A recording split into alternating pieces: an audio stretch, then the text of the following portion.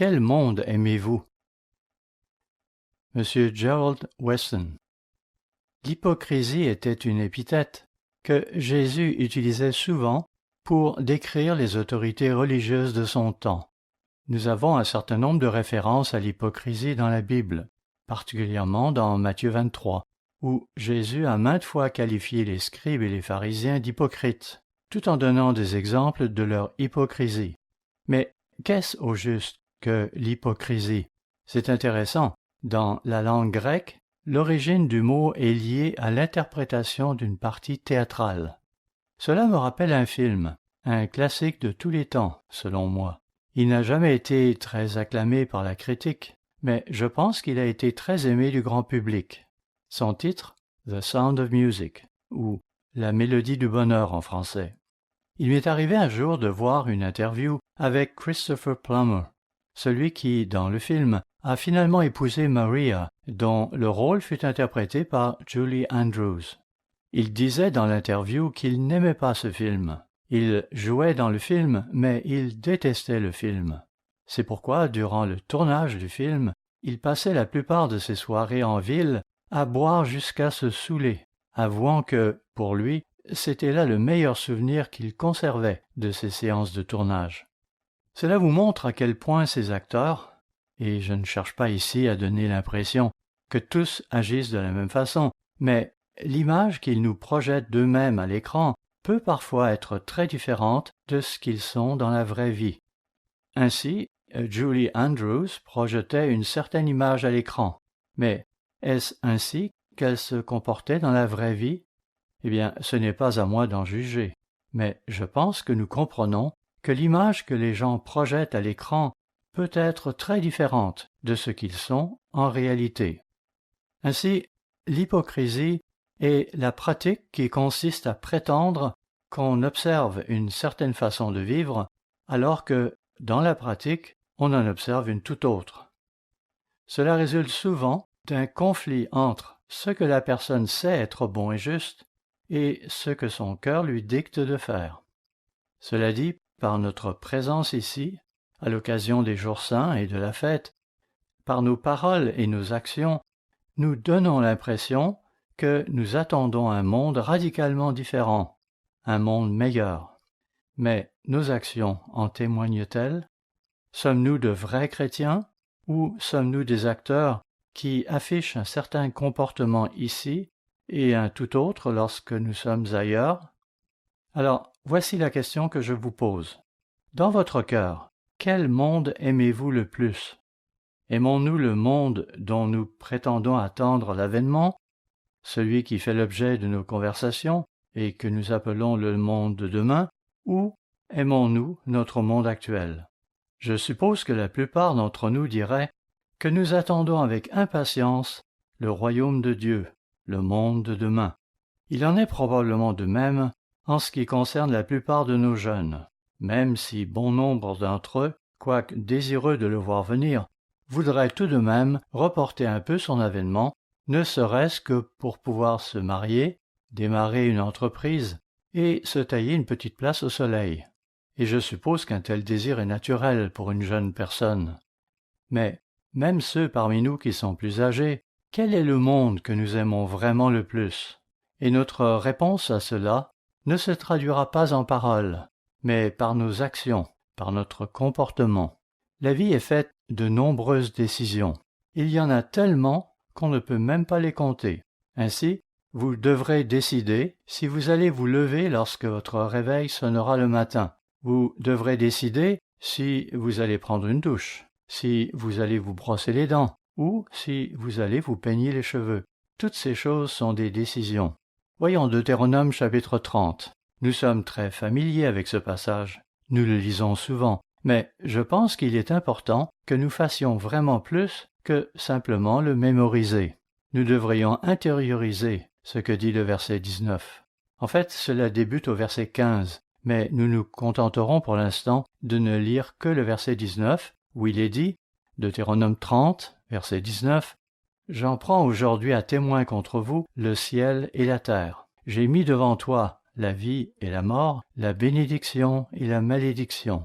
Choisis la vie afin que tu vives, toi et ta postérité. Il est possible que j'ai lu ce passage lors du dernier sermon que j'ai donné ici. Dieu, par l'intermédiaire de Moïse, appelle le ciel et la terre comme témoins contre les Israélites qui étaient là, mais aussi contre nous, qu'il a mis devant nous deux manières de vivre. M. Armstrong parlait de deux arbres. Il parlait de la voie qui consiste à donner, par opposition à la voie qui cherche à prendre. Il n'est pas rare de rencontrer des gens qui veulent coexister avec deux mondes différents. À bien des égards, c'est là un défi qu'il nous faut tous relever. Mais ceci est particulièrement vrai pour les adolescents et les jeunes adultes, bien qu'aucun âge ne soit vraiment à l'abri de cette plaie. Je sais que beaucoup d'entre vous êtes familiers avec Dennis Prager. Il est notamment l'auteur d'une série de courtes vidéos connues sous le nom de PragerU, des vidéos très instructives qui traitent d'une variété de sujets. Sa vidéo qui traite des 10 commandements est particulièrement bonne. Dennis Prager est aussi l'auteur du livre The Rational Bible, la Bible rationnelle, qui est un commentaire sur la Bible. À la page 38 de son livre, dans la section consacrée à l'Exode, il fait un commentaire sur notre monde actuel, un commentaire qui est très révélateur. Il y déclare « En dépit du fait que de plus en plus de gens se considèrent agnostiques, c'est-à-dire qu'ils ne se sont pas encore prononcés sur l'existence de Dieu, la grande majorité de nos contemporains vivent comme s'ils étaient athées, se privant du même coup de tous ces magnifiques bienfaits que leur procurerait une vie centrée sur Dieu. Ces gens sont agnostiques sur le plan intellectuel, mais athées sur le plan du comportement. Ainsi, ils vont peut-être dire qu'ils ne sont pas sûrs que Dieu existe, mais leur comportement laissera penser qu'ils sont athées. De même, ceux qui ont un pied dans l'Église et un pied dans le monde sont souvent intellectuellement dans l'Église, mais sur le plan du comportement, ils seront dans le monde. Ils veulent la sécurité que procure l'Église, mais leur cœur est dans le monde. Vous êtes-vous déjà demandé ce qui peut motiver quelqu'un à avoir un pied dans l'Église et l'autre dans le monde? J'y pensais alors même que je méditais un peu sur le sermon. Nous sommes vraiment là où est notre cœur. Si notre cœur n'était pas dans le monde, alors pourquoi aurions-nous un pied dans le monde?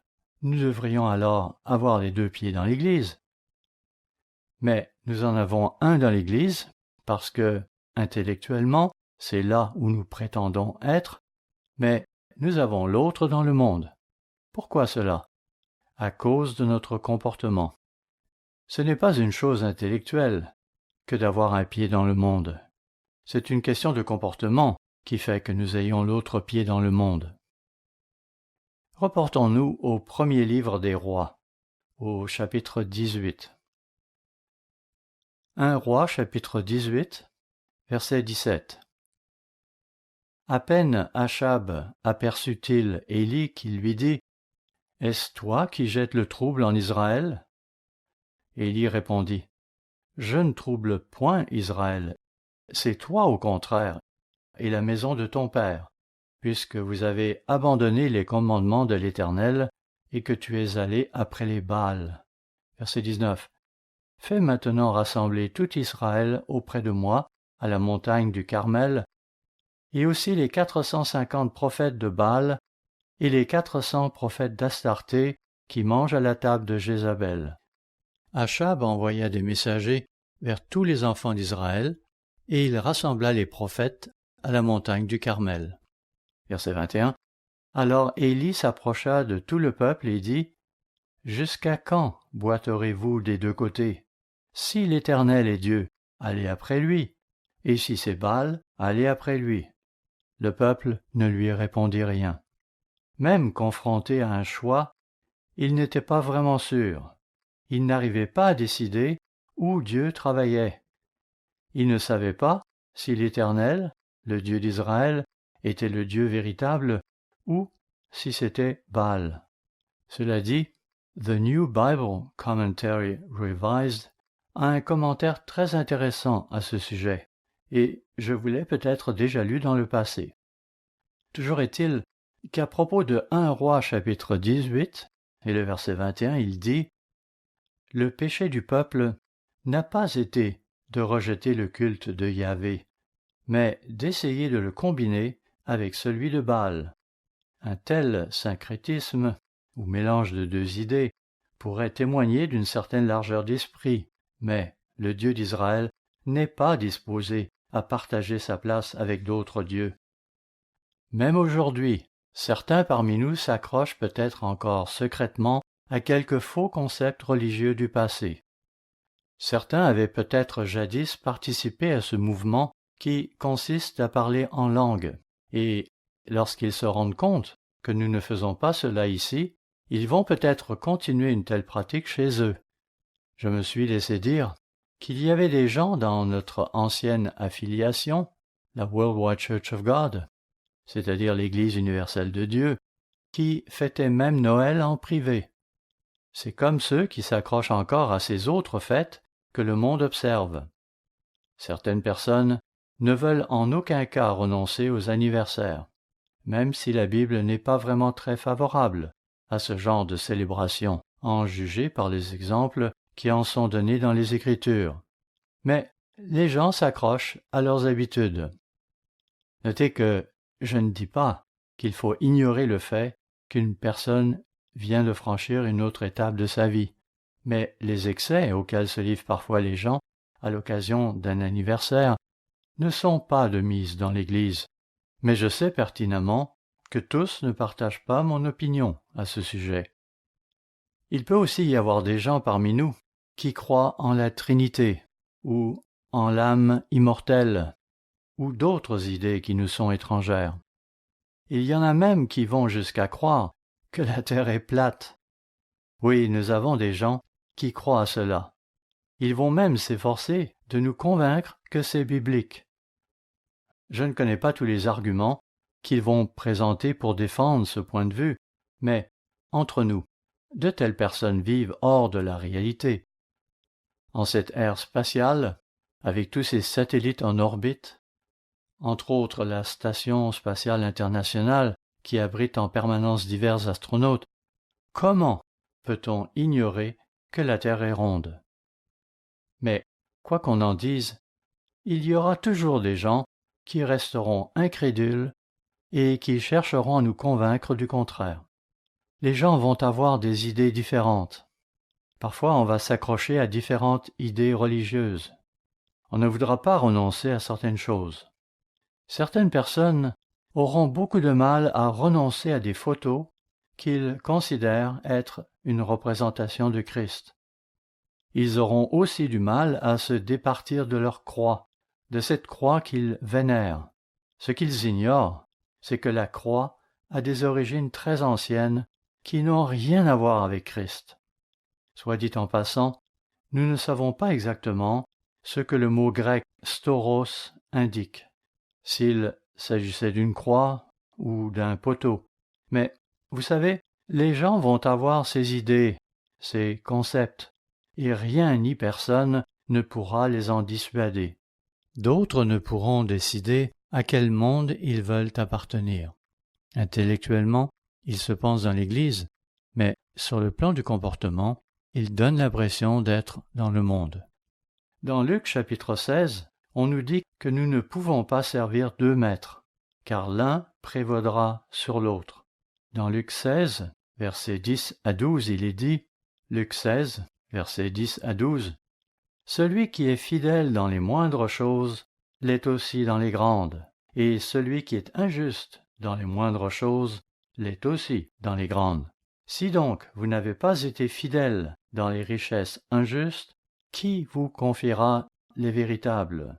Et si vous n'avez pas été fidèle dans ce qui est à autrui, qui vous donnera ce qui est à vous? » Il est ici question de notre comportement face à l'argent, et référence est faite à cet intendant injuste. Mais notez ce principe auquel il est fait allusion au verset suivant, verset 13. « Nul serviteur ne peut servir deux maîtres, car ou il haïra l'un et aimera l'autre, ou il s'attachera à l'un et méprisera l'autre. Vous ne pouvez servir Dieu et Mammon. » Par conséquent, l'individu qui veut avoir un pied dans l'Église et l'autre dans le monde a, en réalité, son cœur dans le monde. Sinon, Pourquoi voudrait-il avoir un pied là-bas? Certes, nous pouvons être tentés en ce sens. Effectivement, chacun de nous peut être tenté de vouloir faire partie du monde, que ce soit d'une manière ou d'une autre, et probablement de plusieurs manières. Mais où est notre cœur? Est-ce dans le monde ou ancré dans la vérité de Dieu? Dans Matthieu chapitre 7, il est dit que la façon de vivre à laquelle Dieu nous appelle n'est pas facile.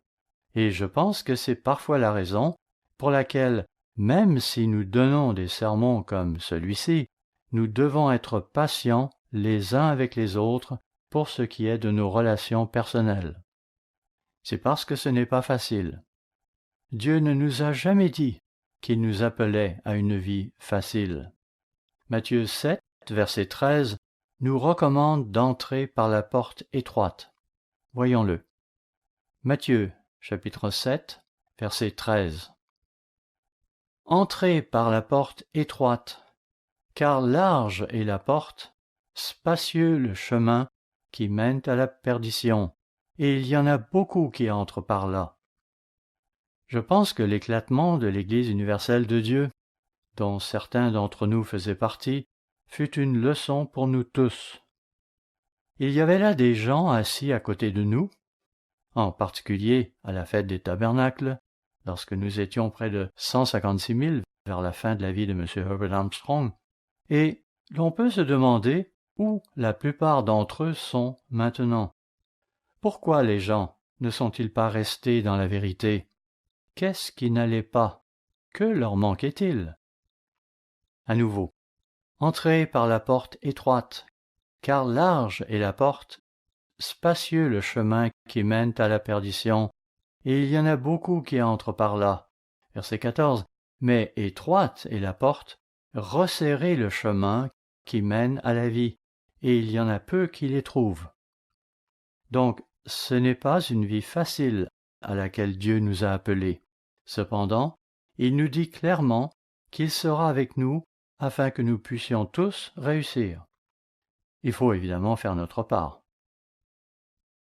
Nous avons évidemment été précédés par d'autres qui ont été forcés de faire les mêmes choix que nous. Hébreux chapitre 11 est un chapitre qui parle de personnes qui ont dû affronter leur lot de difficultés. Et pour être honnête avec vous, leurs difficultés, celles qui sont énumérées ici, étaient souvent bien plus grandes que celles auxquelles vous et moi avons coutume d'être soumis. Je sais qu'il y a des gens qui souffrent de maladies graves. Je sais aussi qu'il y a ceux qui perdent leur emploi à cause du sabbat et des jours saints, et c'est là une grande épreuve. Mais je sais aussi que lorsqu'une personne perd son emploi dans notre société, elle ne finit pas dans la rue habituellement. Je dis habituellement, tout en sachant qu'à chaque fois que je sors de la 45e rue pour m'engager sur Providence Road, il y a fort à parier que j'y verrai ce type qui est là, semaine après semaine. Vous avez probablement tous vu ces porteurs de pancartes qui sollicitent de l'aide, et cela même si le travail ne manque pas dans leur coin. Cela me fait penser à ce cow-boy de New York. Un jour que nous étions allés à New York, en compagnie des McNair, il nous avait emmenés voir ce cow-boy qui se montre un peu partout, avec pour seul vêtement un chapeau de cow-boy, des bottes et un caleçon. Il fait le mendiant avec sa guitare. Et il semble que tout le monde lui donne de l'argent. J'ai comme l'impression qu'il doit bien gagner sa vie. Vous savez, le commun des mortels ne finit pas comme ça dans notre société occidentale. Il en est de même dans les autres pays occidentaux, où il existe toutes sortes de filets de sécurité pour venir en aide aux gens en difficulté. Nous n'avons donc pas à nous inquiéter d'être rejetés dans la rue. Nos problèmes sont donc mineurs, comparés à ce que nous lisons dans Hébreux chapitre 11, où il est question d'épreuves autrement plus sérieuses. Voyons par exemple Hébreux 11, verset 24. Hébreux 11, verset 24. C'est par la foi que Moïse, devenu grand, refusa d'être appelé fils de la fille de Pharaon, il préféra être maltraité avec le peuple de Dieu que d'avoir pour un temps la jouissance du péché. J'aime la façon dont l'exprime la Old King James, qui dit « Il choisit de plutôt souffrir avec le peuple de Dieu que de jouir du péché pendant un temps. » C'est qu'il y a des péchés qui peuvent être source de plaisir pour un temps, mais il y aura toujours un prix à payer plus tard. Ce sera alors la conséquence naturelle du péché, et non parce que Dieu sera descendu du ciel pour nous asséner un coup qui nous projettera à terre. Poursuivons verset 27. Hébreux 11, verset 27. C'est par la foi qu'il quitta l'Égypte, Moïse, sans être effrayé de la colère du roi, car il se montra ferme comme voyant celui qui est invisible. Le récit continue en nous informant que Moïse observait la Pâque et certaines autres choses. Lorsque nous regardons cela de plus près, nous voyons que Moïse a dû faire face à certaines décisions dans la vie, tout comme chacun de nous doit le faire. Ainsi, allons-nous suivre notre famille, si celle-ci n'est pas dans l'Église? Allons-nous imiter la voie de nos amis, si nous sommes au lycée ou à l'université? Même chose en ce qui concerne nos collègues ou nos voisins. Allons-nous suivre leur voie ou choisirons-nous de suivre une voie qui n'est pas aussi facile? Lorsque le moment viendra où il nous faudra dire à notre voisin que nous ne fêtons pas vraiment Noël ou que nous ne pouvons pas manger cette saucisse qu'il veut nous servir, peu importe la situation qui se présentera, il faudra y faire face. Même si, souvent, il va s'agir de choses banales en apparence, il n'en reste pas moins que ce n'est pas toujours facile de tenir son bout, de ne pas céder. Parfois, cela pourra être embarrassant. Ainsi, pensez à Moïse. Il se trouvait là dans le palais de Pharaon, où il avait à peu près tout ce qu'il voulait. Il vivait dans le luxe. Tout ce qu'il aurait voulu lui aurait été accessible. Et pourtant, il choisit un mode de vie différent et se retrouva en fin de compte au milieu d'une région sauvage et occupé à garder les moutons.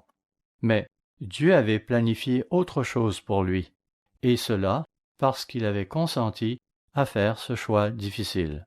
C'est qu'à présent, il était à la recherche de richesses beaucoup plus grandes. Voyons-le au verset 13, Hébreux 11, verset 13. C'est dans la foi qu'ils sont tous morts. On parle ici de gens qui avaient précédé Moïse, mais, dans un sens, cela s'applique aussi à tous ceux qui sont mentionnés dans Hébreux 11. Reprenons. C'est dans la foi qu'ils sont tous morts, sans avoir obtenu les choses promises, mais ils les ont vues et saluées de loin. Remarquez qu'ils étaient confiants dans les promesses qui leur avaient été faites. Ils y croyaient quand bien même la plupart d'entre elles étaient de nature verbale, parce qu'à l'époque, la parole écrite de Dieu n'existait pas encore. Ainsi, Abraham fut informé qu'il allait être le père de nombreuses nations, bien qu'il dût attendre 25 ans avant que Dieu le bénisse avec un enfant, et cela même s'il avait dépassé l'âge normal pour engendrer un enfant, et que Sarah avait également dépassé l'âge normal pour en avoir. Abraham aurait été justifié de penser que les promesses qu'on lui faisait étaient un peu farfelues, vu son âge et celui de Sarah. Cependant, il eut confiance en Dieu et resta ferme dans la foi. Tous ceux à qui des promesses avaient été faites sont finalement morts sans avoir obtenu les choses promises, mais ils les ont vues et saluées de loin, reconnaissant qu'ils étaient étrangers et voyageurs sur la terre, comme il est dit dans Hébreux 11, verset 13. Ils reconnaissaient donc que ce que cette existence physique pouvait leur offrir n'était pas ce qu'ils visaient, d'autant plus que notre vie dans la chair est tellement éphémère. Oui, ceux d'entre nous qui sont plus âgés le savent bien. La vie est courte. J'ai plus de 70 ans moi-même, et je ne m'attends certainement pas à vivre jusqu'à 100 ans. En fait, même pas jusqu'à 90 ans, encore qu'il soit impossible d'en être sûr. Vous savez, quand on a atteint l'âge de 70 ans, les choses peuvent parfois se gâter assez rapidement. Ce qui jusqu'alors n'était qu'un problème mineur peut soudainement s'aggraver. On n'est pas pour rester dans la chair éternellement. Aucun d'entre nous ici présents, peu importe son âge, ne sait à coup sûr qu'il verra le lever du soleil demain matin. Bien évidemment, nous espérons qu'il en sera ainsi, mais est-ce là ce qui nous importe le plus? Encore une fois, nous le savons, tout ici-bas n'est que temporaire. Pour certains, cela est peut-être plus évident que pour d'autres, mais en définitive, un même sort nous attend tous. Ces héros mentionnés dans Hébreux 11 anticipaient donc de plus grandes richesses. Ils recherchaient autre chose. Ils avaient accepté les promesses qui leur avaient été faites. Avons-nous les regards dirigés vers le monde de demain? C'est, comme vous le savez, le nom de l'une de nos revues, de même que celui de nos émissions télévisées. Nous célébrons la fête des tabernacles dans l'anticipation du règne millénaire de Christ sur la terre. Nous célébrons aussi le dernier grand jour de la fête, lequel symbolise l'époque qui suivra le millénium. Nous projetons nos regards 1 millier d'années dans le futur, jusqu'à cette époque où nos proches, nos amis et tous ceux qui avaient été aveuglés quant à la vérité se verront alors donner leur chance de la comprendre. Parmi eux, il y aura de petits êtres handicapés. Ma femme travaillait avec des enfants gravement handicapés. Et le jour viendra où ceux-ci seront guéris et auront, eux aussi, l'occasion de connaître la vérité. N'est-il pas merveilleux que Dieu n'oublie personne? Aucun être humain qui ait jamais vécu ne sera oublié. Tous auront leur chance en fin de compte. Lorsque nous considérons de telles récompenses, lorsque nous pensons à un monde où l'on pourra vivre sans douleur, sans souffrance, sans tristesse ni larmes, lorsque nous lisons ce qui est écrit dans Apocalypse chapitre 21 et 22, lorsque nous lisons notre brochure « Le merveilleux monde de demain » et que nous méditons sur ces choses, cela devrait nous inspirer à faire un choix dans la bonne direction. Dans 2 Corinthiens chapitre 6, à partir du verset 11, nous lisons « J'aime ces versets. « Notre bouche s'est ouverte pour vous, Corinthiens. Notre cœur s'est élargi. » Comprenez que l'apôtre Paul était peut-être plus émotif que beaucoup d'entre nous le sont aujourd'hui. Nous avons des gens d'autres cultures qui ont effectivement tendance à être plus émotifs. Je vois M. Hernandez là-bas, et je me souviens qu'il parle toujours de ses émotions latines. Ici, Paul s'adresse à des Juifs. Lui-même n'était pas juif. Il était de la tribu de Benjamin. Mais il était entouré de nombreux Juifs, et il leur disait « Notre bouche s'est ouverte pour vous, Corinthiens. Notre cœur s'est élargi. » On le voit donc qui supplie les Corinthiens. Puis il poursuit, disant, verset 12, « Vous n'y êtes point à l'étroit, mais c'est votre cœur qui s'est rétréci pour nous. Rendez-nous l'appareil. » Je vous parle comme à des enfants. « Élargissez aussi votre cœur. Ne vous mettez pas avec les infidèles sous un joug étranger, car quel rapport y a-t-il entre la justice et l'iniquité? Ou qu'y a-t-il de commun entre la lumière et les ténèbres? » Nous nous référons souvent à ce verset particulier, le verset 14, lorsque nous abordons la question de savoir qui nous devrions courtiser. Doit-on courtiser quelqu'un qui n'est pas dans l'Église, sachant que de telles fréquentations pourraient mener au mariage? Vous savez, il y en a parmi nous qui ne voient pas de mal au fait de sortir avec quelqu'un du monde. Ils ne semblent pas comprendre ce que cela signifie que d'être sous un joug étranger.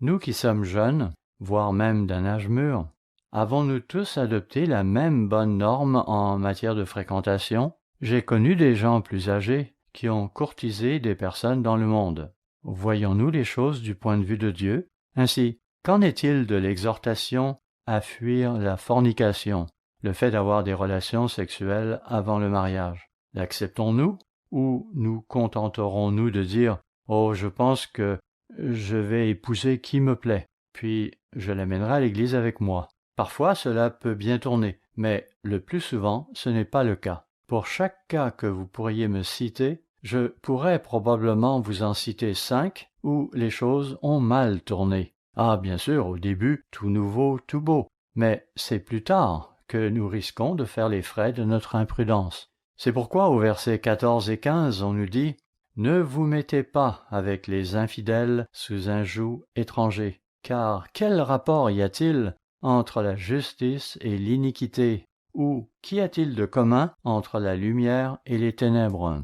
Quel accord y a-t-il entre Christ et Bélial, ou quelle part a le fidèle avec l'infidèle? Cela dit, j'espère que nous aimons nos voisins, j'espère que nous les connaissons. Comme je l'ai déjà dit, j'apprécie vraiment le quartier où je vis. On y est très amical, très porté à s'entraider. Par exemple, lundi dernier, c'était la fête du travail. Et figurez-vous, ma femme et moi avons travaillé le jour de la fête du travail. Il faisait chaud et nous devions travailler à l'extérieur car mon épouse avait 45 sacs de paillis à répandre. Non seulement cela, mais il nous a fallu ensuite tondre la pelouse, procéder à un désherbage en règle ainsi que d'autres choses. À un moment donné, notre voisine d'en face est venue nous apporter 2 bouteilles d'eau. Elle est revenue un peu plus tard, cette fois pour nous apporter quelques barres glacées aux fruits. Manifestement, elle avait pitié de nous qui devions travailler ainsi par cette grande chaleur. Nous aimons nos voisins. Cependant, lorsqu'il s'agit de se mettre sous un joug étranger dans le cadre d'une entreprise ou dans un partenariat de quelque sorte avec quelqu'un du monde, soyons très prudents. Souvent, cela ne fonctionne pas très bien parce qu'ils vont avoir des approches différentes des nôtres pour ce qui est de la façon de traiter les affaires. Et bien sûr, cela est encore plus important lorsqu'on parle de mariage. Il y a ceux qui doivent vivre un mariage avec un partenaire non converti, et nous espérons que vous pourrez le vivre en harmonie, efforcez-vous d'y parvenir. Mais n'allez surtout pas vous engager sciemment dans une aventure de ce genre. Verset 16. Quel rapport y a-t-il entre le temple de Dieu et les idoles? Car nous sommes le temple du Dieu vivant, comme Dieu l'a dit. J'habiterai et je marcherai au milieu d'eux. Je serai leur Dieu et ils seront mon peuple. Ainsi, Dieu marche parmi nous. Il est avec nous. C'est pourquoi, verset 17, « Sortez du milieu d'eux et séparez-vous, dit le Seigneur.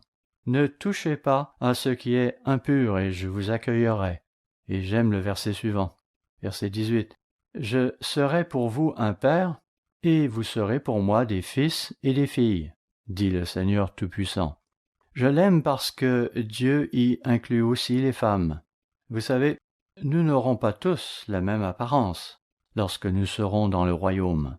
Je ferais mieux de ne pas me lancer dans des spéculations à ce sujet, mais je me souviens que Madame Armstrong avait laissé entendre un jour qu'elle ne pouvait pas s'imaginer dans le royaume de Dieu avec un torse plat. Alors, je vous laisse sur cette pensée.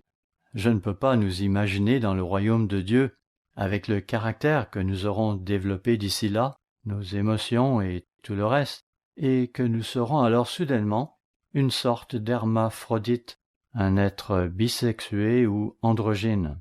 Même rendu dans le royaume de Dieu, il devra bien subsister une différence entre nous, selon la manière dont Dieu nous aura créés à l'origine. Nous ne serons pas transformés du tout au tout en entrant dans le royaume de Dieu. Ce que nous faisons ici sur cette terre va, dans une certaine mesure, se perpétuer dans le monde de demain. Nous allons sûrement évoluer, et 1000 ans plus tard, nous pourrons probablement dire que nous sommes totalement différents de ce que nous étions au début. En résumé, Dieu nous a fait différents, et, dans une certaine mesure, ces différences vont être préservées. Comme je l'ai mentionné précédemment, il y a des gens qui sont beaucoup plus émotifs que d'autres, et je ne peux pas imaginer qu'une fois dans le royaume de Dieu, nous allons nous fondre dans la masse pour devenir exactement pareils. Dieu aime la variété. C'est pourquoi il a créé ces différentes races, ces différentes nationalités. Il a créé en nous la capacité d'être différents, de ne pas tous être pareils. Nous ne nous ressemblons pas, nous ne pensons pas exactement de la même façon. Nous ne parlons pas exactement de la même façon, ce qui ne nous empêche pas pour autant de viser les mêmes objectifs. Nous pouvons nous concentrer sur le même but, et avoir une même approche générale de la vie. Et c'est ce que Dieu attend de nous. Mais il nous a fait différents, car il adore les différences. Dans Ésaïe chapitre 30, nous voyons qu'après le retour du Christ, nous aurons affaire à des êtres humains, et le portrait qui en est dressé correspond à celui d'êtres humains qui vont avoir leurs épreuves et leurs difficultés. Voyons Ésaïe chapitre 30, verset 20. Le Seigneur vous donnera du pain dans l'angoisse et de l'eau dans la détresse. Ainsi, on oublie souvent que même durant le millénium, les gens vont aussi avoir des épreuves. Ils auront des difficultés à surmonter. Tout ne sera pas parfait, car les gens seront encore charnels. Il y en a qui se blesseront en tombant. Nous n'allons pas nous affairer autour d'eux pour empêcher que cela ne se produise. Il faudra bien qu'ils observent certaines règles de sécurité pour assurer leur protection. Des accidents pourront donc encore se produire. À nouveau, le Seigneur vous donnera du pain dans l'angoisse et de l'eau dans la détresse. Ceux qui t'instruisent ne se cacheront plus, mais tes yeux verront ceux qui t'instruisent. Tes oreilles entendront derrière toi la voix qui dira « Voici le chemin, marchez-y, car vous iriez à droite ou vous iriez à gauche. » Je pense qu'on a parfois tendance à lire dans de tels passages plus qu'il ne faudrait. Par exemple, il ne faudrait pas en déduire que nous serons là pour intervenir à la moindre erreur qu'ils auraient faite ou seraient sur le point de faire. Non, bien sûr.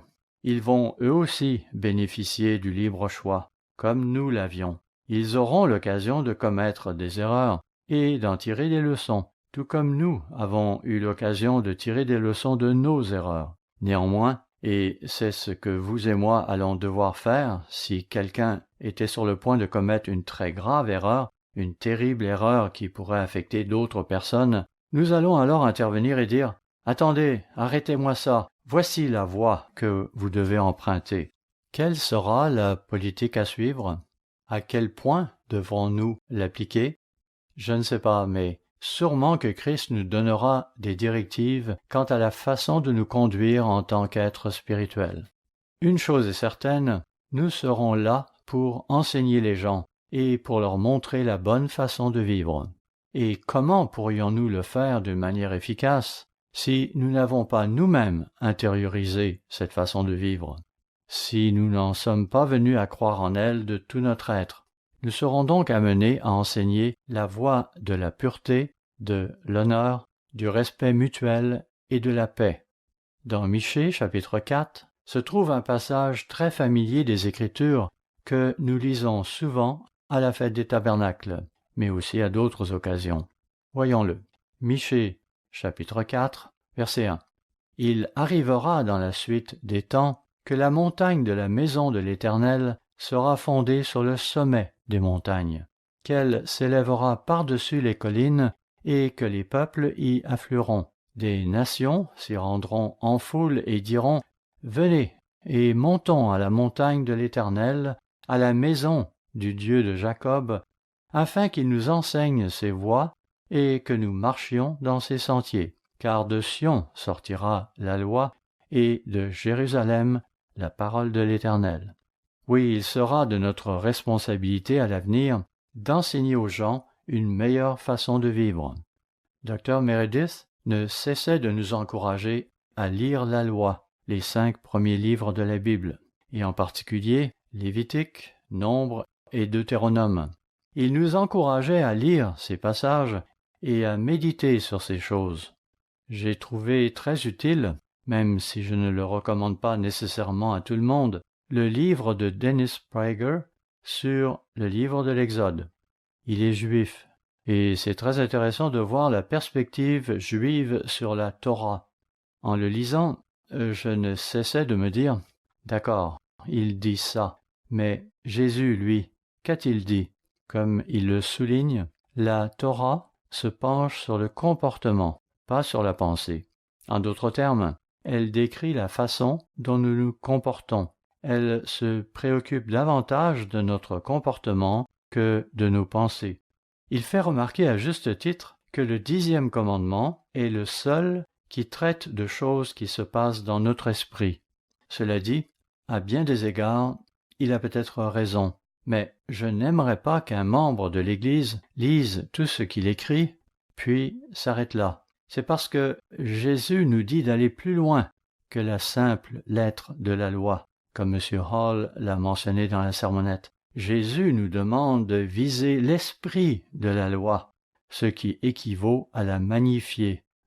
Allons brièvement à Matthieu chapitre 5, au verset 20. Matthieu chapitre 5, verset 20. Car, je vous le dis, si votre justice ne surpasse pas celle des scribes et des pharisiens, vous n'entrerez point dans le royaume des cieux. Ainsi, toujours selon Dennis Prager, quand vous considérez la Torah, la loi, selon l'optique juive, il peut être utile d'étendre notre horizon pour pouvoir comprendre ce qu'elle visait à l'origine. Je trouve cela très utile, mais nous ne pouvons pas nous arrêter là parce que le Nouveau Testament, en particulier les paroles de Jésus, nous montrent que nous devons aller au-delà de la justice des scribes et des pharisiens. Ceux-ci ont observé la loi selon la lettre, et ils pensaient bien faire. Mais Dieu veut que nous l'observions selon l'esprit, accomplissant ainsi l'intention de la loi. Ainsi, le fait de méditer à propos de la loi, pour mieux la comprendre, et peut-être même de consulter d'autres sources, sans cependant nous laisser égarer par elles, cela pourrait s'avérer utile pour nous donner une meilleure compréhension de la façon dont d'autres l'ont perçue. Les Juifs disposent en effet de ressources intéressantes comme la langue hébraïque originelle et la vision qu'elle peut nous accorder à propos de l'intention de la loi. Le livre de Dennis Prager, que j'ai mentionné précédemment, peut aussi nous apporter des éléments de compréhension additionnels. Mais, encore une fois, je ne le recommande pas nécessairement à tout le monde, car il faut le lire avec précaution pour ne pas se laisser égarer. Revenons-en à Michée chapitre 4, où la fin du verset 2 disait « Car de Sion sortira la loi, et de Jérusalem la parole de l'Éternel. » Verset 3 « Il sera le juge d'un grand nombre de peuples, l'arbitre de nations puissantes, lointaines. De leurs glaives ils forgeront des hoyaux, et de leurs lances des serpes. Une nation ne tirera plus l'épée contre une autre, et l'on n'apprendra plus la guerre. Que feriez-vous pour apporter la paix dans le monde? Que seriez-vous prêt à abandonner si vous pouviez apporter la paix dans 1 an, dans 5 ans ou dans 10 ans? En fait, celle-ci n'est pas loin. Mais, encore une fois, que serions-nous prêts à abandonner pour que nous puissions avoir la paix dans le monde? C'est que vous et moi allons avoir un rôle à jouer dans tout cela. Bien sûr, en définitive, c'est Christ qui établira cette paix, mais il va se servir de nous, ses frères et ses sœurs, qui, collectivement, formeront son épouse spirituelle. Il va se servir de nous pour apporter cette paix, selon son désir et son intention. Et l'on n'apprendra plus la guerre. Verset 4. Ils habiteront chacun sous sa vigne et sous son figuier, et il n'y aura personne pour les troubler, car la bouche de l'Éternel des armées a parlé. Nous ne vivons pas la peur au ventre dans notre pays. Du moins, je n'ai pas cette impression. Certes, nous avons nos craintes. Nous avons peur de tomber malade. Certains vont craindre de se faire dire qu'ils ont un cancer. On s'inquiétera peut-être de succomber à une crise cardiaque. Oui, on s'inquiétera de toutes sortes de choses. Ainsi, on pourrait s'inquiéter de perdre son emploi. Mais quand on pense aux gens qui vivent ailleurs dans le monde, par exemple en Syrie, en Afghanistan, en Irak, même ailleurs qu'au Moyen-Orient, ces gens-là ont bien d'autres raisons d'avoir peur. Eux doivent craindre pour leur vie chaque fois qu'ils vont au marché. À nouveau, et l'on n'apprendra plus la guerre. Ils habiteront chacun sous sa vigne et sous son figuier. Cela ne veut pas dire qu'ils cultiveront tous des figuiers, car il y a des gens qui n'aiment pas les figues, contrairement à moi. Mais chacun disposera d'un petit lopin de terre, son petit lieu de refuge, symbole d'un environnement paisible. À nouveau, et il n'y aura personne pour les troubler, car la bouche de l'Éternel a parlé. Dieu a parlé, cela va donc s'accomplir. Tout ce que Dieu annonce dans sa parole va s'accomplir, car Dieu en a le pouvoir, et, de plus, il n'est pas un homme pour mentir. Comment pourrons-nous enseigner aux autres dans le royaume si nos actions ne reflètent pas la voix de Dieu dès maintenant?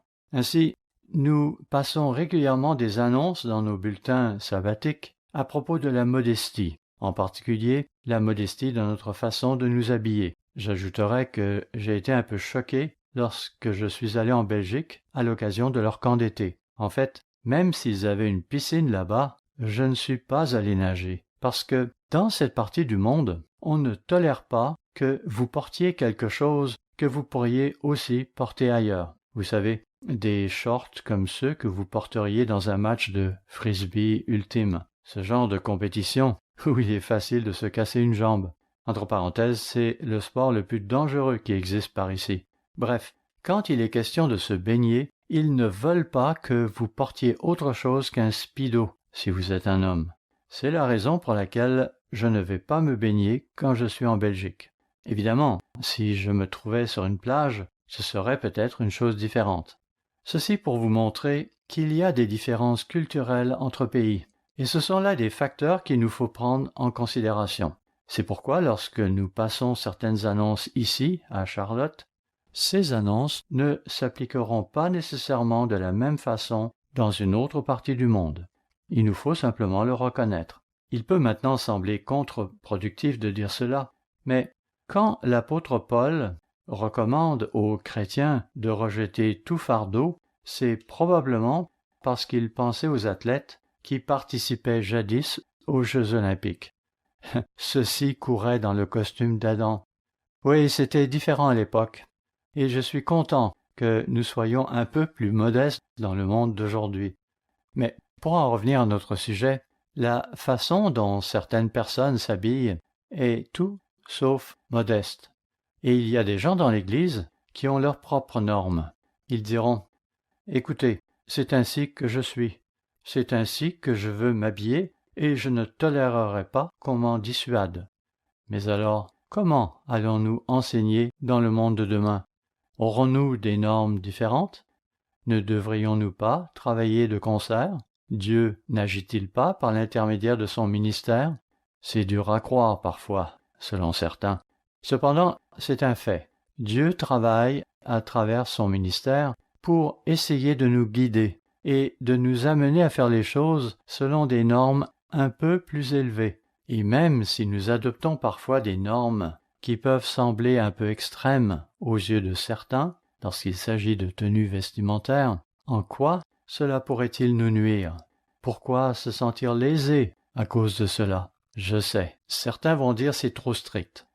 J'aimerais vous conter cette anecdote à propos d'une expérience que j'ai vécue un jour que je me trouvais à Las Vegas. Du moins, il me semble que c'était là. Vous savez, la mémoire nous joue parfois des tours.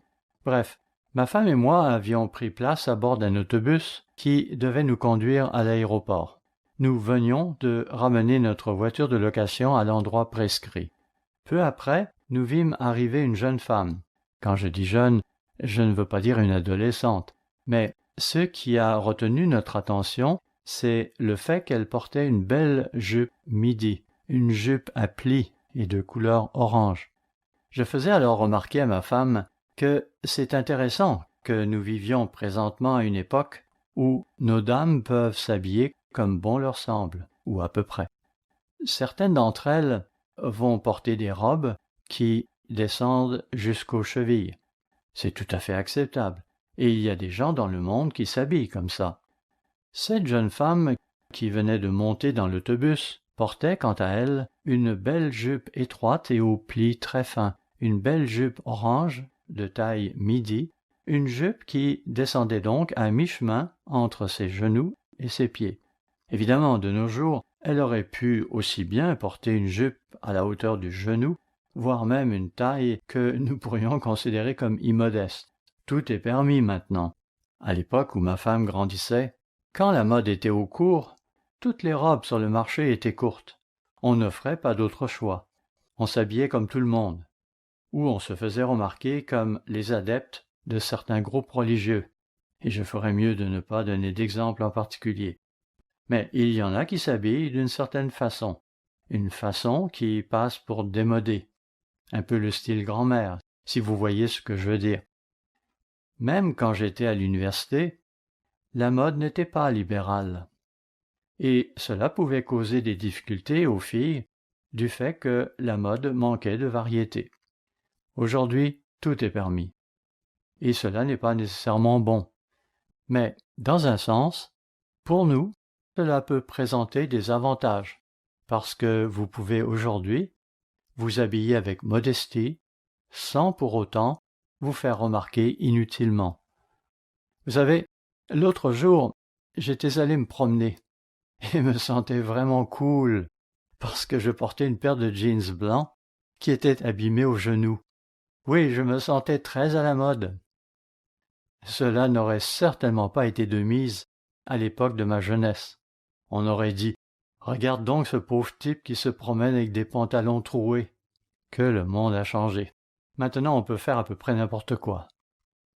Mais comment pourrons-nous enseigner aux autres si nos propres actions ne reflètent pas la voix de Dieu?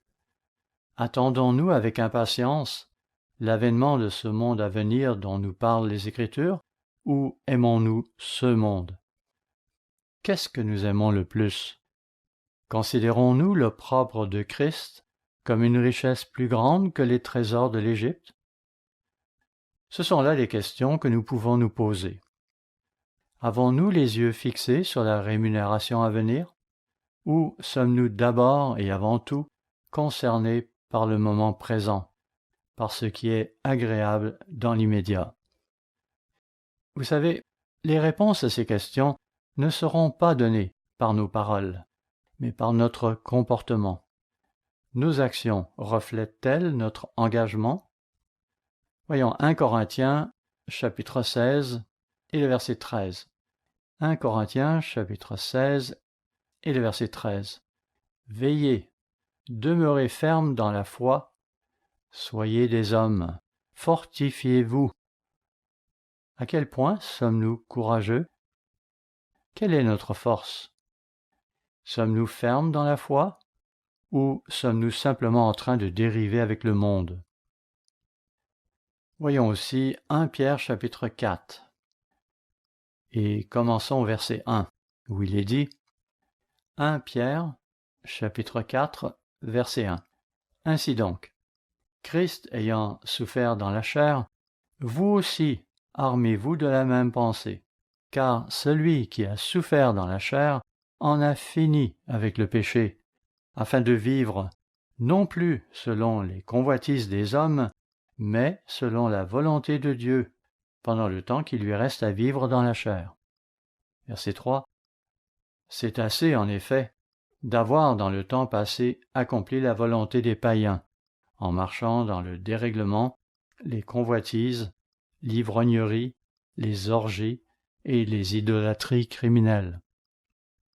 Vous savez, nous avons eu des moments dans l'Église où certains de nos jeunes étaient portés à boire.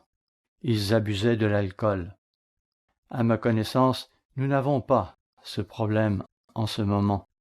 Je pense au contraire que l'Église a, à l'heure actuelle, un groupe de jeunes qui, dans l'ensemble, se comportent probablement aussi bien qu'à nos meilleures époques du passé.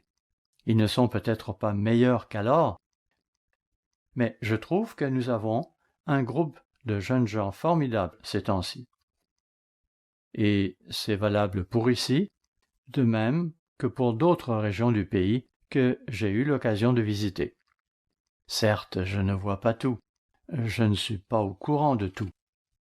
C'est qu'il y a des jeunes dans le monde pour qui il est normal d'acheter une caisse de 24, qu'ils vont expédier à 2 ou à 3, et pour eux, le fait de passer le samedi soir à se livrer à des beuveries et à d'autres abominations sera considéré comme un divertissement. Ce sera cool. C'est pourquoi verset 4 ajoute 1 Pierre chapitre 4 verset 4. Aussi trouve-t-il étrange que vous ne participiez pas avec eux dans le même débordement de débauche, et ils vous calomnient. Alors, je vous le demande, quelle est votre attitude lorsque vous êtes confronté à une situation compromettante? Il va parfois arriver que quelqu'un vous invitera à participer à une activité. Lorsque vous vous rendrez compte que ce n'est pas selon ce que vous aviez prévu, allez-vous alors vous lever et quitter les lieux en expliquant que vous ne voulez pas participer à cela, ou allez-vous rester et fermer l'œil, autrement dit, ignorer la voix de votre conscience? Allons-nous avoir la force de nous tenir debout et de rester fermes dans la foi? 1 Corinthiens 6, verset 9 dit 1 Corinthiens 6, verset 9 « Ne savez-vous pas que les injustes n'hériteront point le royaume de Dieu? Ne vous y trompez pas, ni les débauchés, ni les idolâtres, ni les adultères, ni les efféminés, ni les homosexuels, ni les voleurs, ni les cupides, ni les ivrognes, ni les outrageux, ni les ravisseurs n'hériteront le royaume de Dieu. » Et c'est là ce que vous étiez, quelques-uns d'entre vous. Et vous savez, cela s'applique aussi à certains d'entre nous ici. En effet, plusieurs de ceux qui sont ici ont grandi dans le monde, mais ils ont évidemment changé. Et c'est là ce que vous étiez, quelques-uns d'entre vous, mais vous avez été lavés, mais vous avez été sanctifiés, mais vous avez été justifiés au nom du Seigneur Jésus-Christ et par l'Esprit de notre Dieu. Nous pouvons remercier Dieu de ce que, après être arrivés à une vraie repentance, après avoir été immergés dans les eaux du baptême, tout péché que nous aurions pu commettre nous est pardonné.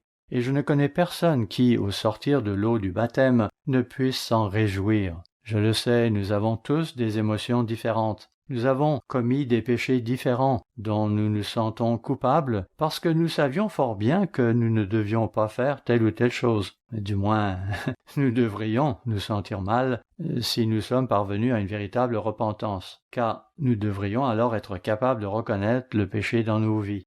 Mais nous avons été lavés. Ce n'est pas l'eau en tant que telle qui nous lave, c'est plutôt symbolique. Oui, c'est symbolique. Christ a payé cette pénalité pour nous. Nous avons laissé notre vieil être dans la tombe et nous en sommes ressortis une personne toute nouvelle. À nouveau, mais vous avez été lavés, mais vous avez été sanctifiés, mais vous avez été justifiés au nom du Seigneur Jésus-Christ et par l'Esprit de notre Dieu. Nous pouvons en être très reconnaissants.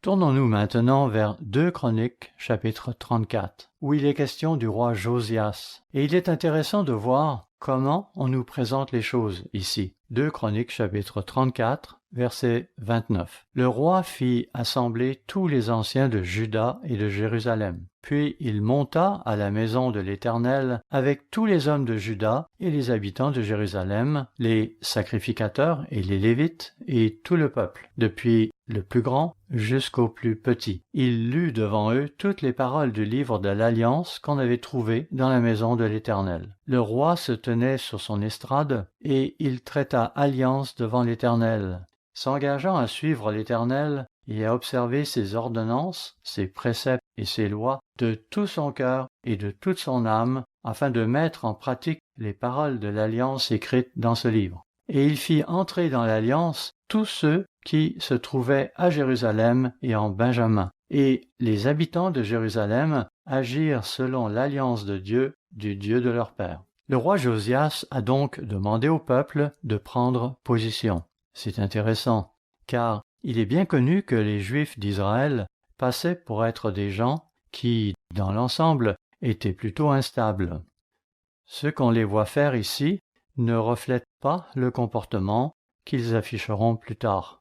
Mais ici, Josias a réussi à leur faire prendre position et ils se sont alors engagés à respecter cette alliance. À nouveau, et les habitants de Jérusalem agirent selon l'alliance de Dieu, du Dieu de leur père. Verset 33. Josias fit disparaître toutes les abominations de tous les pays appartenant aux enfants d'Israël, et il obligea tous ceux qui se trouvaient en Israël à servir l'Éternel leur Dieu. Pendant toute sa vie, ils ne se détournèrent point de l'Éternel, le Dieu de leur père. Quand on y pense, Josias a dû être un individu très persuasif, très fort et très courageux en juger d'après le zèle qu'il a déployé pour mettre un terme à l'idolâtrie qui prévalait chez eux à l'époque. Voyez comment il les a forcés à prendre position pour obéir à Dieu. Revenons-en à ce discours de tous les temps, et je veux ici parler de ce que nous trouvons dans Matthieu chapitre 6, à commencer au verset 19. Matthieu chapitre 6, verset 19. « Ne vous amassez pas des trésors sur la terre, où la teigne et la rouille détruisent, et où les voleurs percent et dérobent. Mais amassez-vous des trésors dans le ciel, où la teigne et la rouille ne détruisent point, et où les voleurs ne percent ni ne dérobent. Car là où est ton trésor, là aussi sera ton cœur. » Où est notre cœur? C'est là une partie de la question. Oui, où est notre cœur? Où avons-nous notre trésor? Est-ce dans le moment présent, ou le moment présent n'est-il que le temps de préparation pour le royaume de Dieu?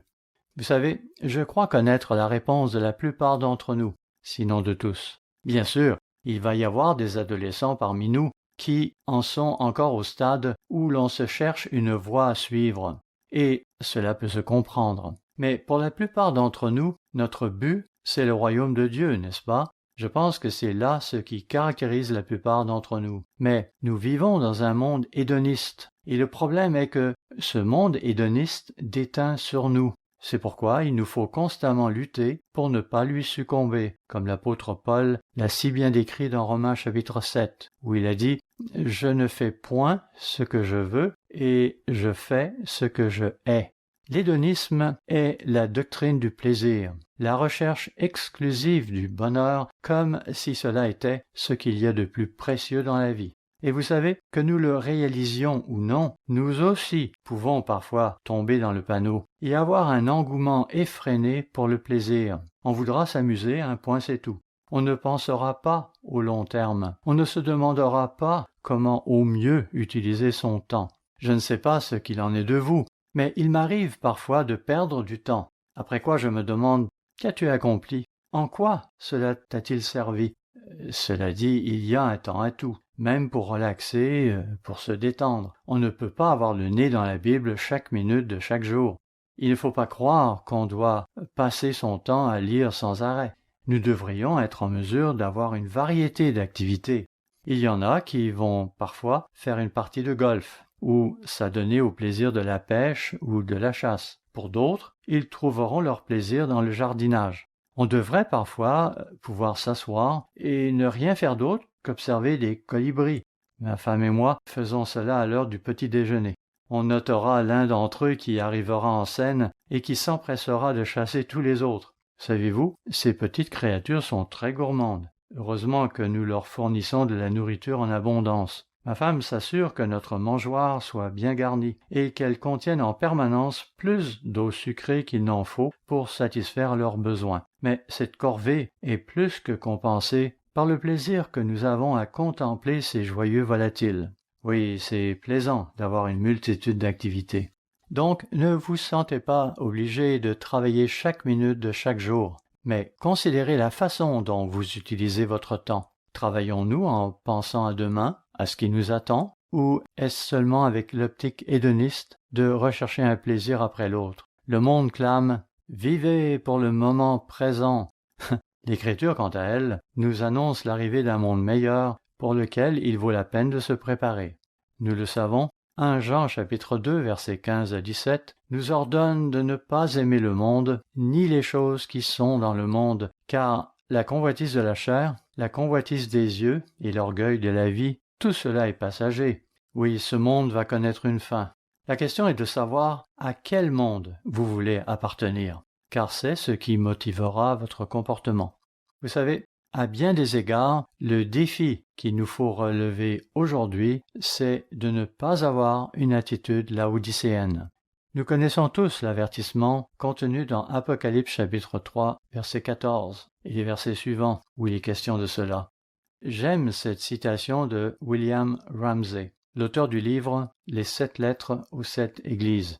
Il y parle de Laodicée en ces termes, je cite. « Il n'y a pas de ville dont l'esprit et la nature soient plus difficiles à décrire que Laodicée. On n'y observe pas d'extrêmes et très peu de traits marquants. Mais c'est dans cet équilibre que réside son caractère particulier. Ce sont ces qualités qui ont contribué en grande partie à faire d'elle une ville commerçante à succès, une ville de banquiers et un lieu de haute finance qui pouvait s'adapter aux besoins et aux souhaits de chacun, un lieu toujours flexible et accommodant, un lieu adonné à un esprit de compromis. Fin de la citation. Ces écrits remontent à 1907 ou peut-être 1908, une époque qui était une parfaite illustration de ce qu'on entend par esprit de compromis. C'est là ce qu'était la Odyssée. Et c'est si facile pour nous de nous faire prendre à avoir un pied ici et un pied là, de nous livrer à des compromis. Nous ne pouvons pas nous permettre cela. Nous avons reçu un appel qui dépasse nos rêves les plus fous. Dieu nous a aimés, vous et moi, au point de nous appeler maintenant et de nous faire une offre incroyable, une offre bien plus fantastique que ne le serait un billet de loterie qui nous garantirait de remporter le gros lot. Il nous offre en essence la vie éternelle et, plus encore, l'occasion de faire partie de l'épouse de Christ et de pouvoir occuper une place de premier choix dans le royaume de Dieu. Mais nous devons prendre une décision. Il nous faudra choisir entre le fantastique potentiel qui s'offre à nous et les petits plaisirs anodins et éphémères que notre existence actuelle peut nous apporter. D'un côté, ce monde actuel, avec tous ses maux de tête et ses souffrances, de l'autre, le monde qu'on nous décrit durant la fête des tabernacles et le dernier grand jour. Le monde qui nous est présenté au cours de nos émissions du Monde de demain, de même que dans notre revue du même nom et toutes nos autres publications. C'est là le monde qui fait si souvent l'objet de nos conversations. Si c'est là le monde que nous recherchons, alors jetons tous nos œufs dans le même panier, à l'instar de ceux qui nous ont précédés. Mettons-nous à étudier la vie de Moïse et d'autres personnages bibliques qui n'ont pas hésité à abandonner les choses de ce monde, qui n'ont pas vécu des vies d'hypocrisie, des vies d'acteurs, et qui n'ont pas eu peur de s'impliquer pleinement dans cette cause. Dans Hébreux 11, verset 32, on lit Hébreux 11, verset 32, « Et que dirais-je encore? Car le temps me manquerait pour parler de Gédéon, de Barak, de Samson, de Jephthé, de David, de Samuel et des prophètes qui, par la foi, vainquirent des royaumes, exercèrent la justice, obtinrent des promesses, fermèrent la gueule des lions. » Imaginez ça un peu, fermer la gueule des lions. Pour ce qui nous attend dans le futur, que va-t-on écrire à notre sujet? Verset 34. Éteignirent la puissance du feu, échappèrent aux tranchants de l'épée, guérirent de leurs maladies, furent vaillants à la guerre, mirent en fuite des armées étrangères. Des femmes recouvrèrent leur mort par la résurrection, d'autres furent livrées au tourment. Ça, c'est l'envers de la médaille. D'autres furent torturés et n'acceptèrent point de délivrance afin d'obtenir une meilleure résurrection. D'autres subirent les moqueries et le fouet, les chaînes et la prison. Ils furent lapidés, sciés, torturés. Ils moururent tués par l'épée. Ils allèrent çà et là, vêtus de peau de brebis et de peau de chèvre, dénués de tout, persécutés, maltraités. Eux dont le monde n'était pas digne, errant dans les déserts et les montagnes, dans les cavernes et les antres de la terre. Tous ceux-là, à la fois desquels il a été rendu témoignage, n'ont pas obtenu ce qui leur était promis, Dieu ayant en vue quelque chose de meilleur pour nous, afin qu'ils ne parviennent pas sans nous à la perfection. Finalement, dans Hébreux 12, il est dit au verset 1, Hébreux 12, verset 1, « Nous donc aussi, puisque nous sommes environnés d'une si grande nuée de témoins, rejetons tout fardeau et le péché qui nous enveloppe si facilement et courons avec persévérance dans la carrière qui nous est offerte. »